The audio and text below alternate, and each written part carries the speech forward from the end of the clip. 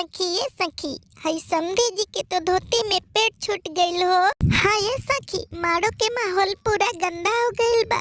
दुल्हा जी सेंट मारता न मारो में। ये सखी तनी समधी जी के तनी गारी गीत तनी सुनावा ना। अरे समधी जी के पेट छुटा है धोतिया में अर्जेंट जी। समधी जी के पेट छुटा है धोतिया में अर्जेंट जी। बक बक बके मारावा में मारो दुल्हा सेंट जी। बक बक मके मारावा में मारो दुल्हा सेंट जी। पानी ले लो धो लो धोती, क्यों इतना घबराते हो। पूरा माहौल को गंदा किए हो, समधी क्यों शर्माते हो। पूरा माहौल को गंदा किए हो, समधी क्यों शर्माते हो।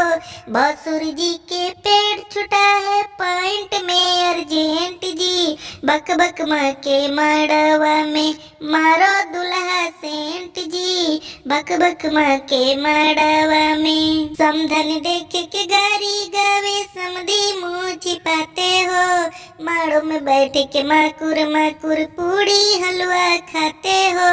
माड़ो में बैठ के माकुर माकुर पूड़ी हलवा खाते हो। सबलिया के पेट छुटा है शेरवानी में अर्जेंट जी। सबलिया के पेट छुटा है शेरवानी में अर्जेंट जी। बक बक माँ के माड़वा में मारो दुल्हा सेंट जी। बक बक माँ के माड़वा में।